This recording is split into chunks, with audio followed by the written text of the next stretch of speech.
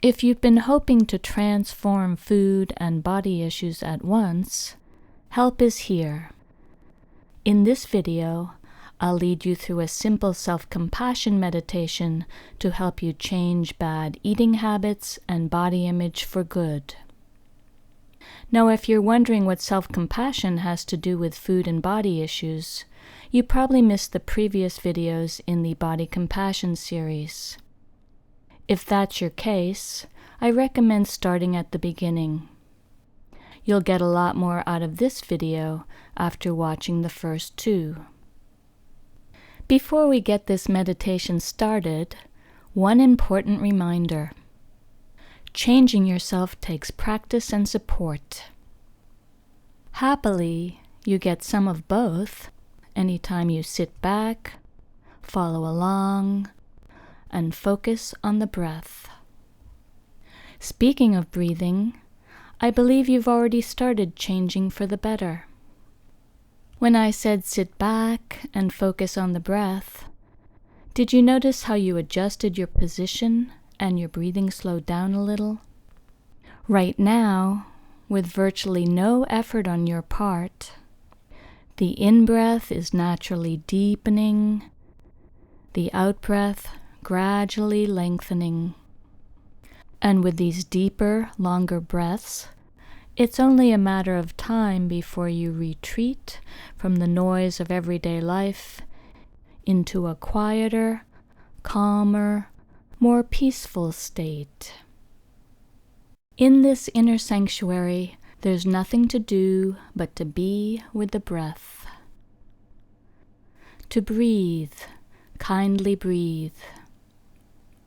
And yet your mind has other things in mind than committing this deliberate act of self-kindness, or it will soon enough. So when you notice your mind naturally wandering, notice where it's gone and gently bring it back to the breath. With the kindness and patience you'd offer a puppy learning to stay, bring your attention back to the breath over and again. In the beginning, when you tell a puppy to sit, it might sit for a bit before it gets up and walks away. You wouldn't scold it. You'd pick it up, put it back, and remind it to stay until it can stay longer and longer all by itself. Same with the mind. When the mind naturally wanders, you bring it back to the breath again and again until it can stay longer and longer, without judging if you're doing it right, without worrying if something's wrong, without comparing yourself to those who seem to be having an easier time of it. If your mind is more like a crabby 2-year-old than an adorable puppy, the task is the same. Shower it with affection, and keep on doing what you're doing. Bring your focus back to the breath, again and again and again. When you can, notice what's on your mind. Observe any and all thoughts without mentally running away with them, or letting them keep you from refocusing on the breath. Even your meanest, nastiest thoughts deserve your full attention. Where is your mind right now? Is it here? Or is it mired in the past, regretting what you ate yesterday? Or maybe it's planning for the future, promising to be good starting tomorrow or Monday or after vacation. Observe your mind. Notice its contents, refocus on the breath.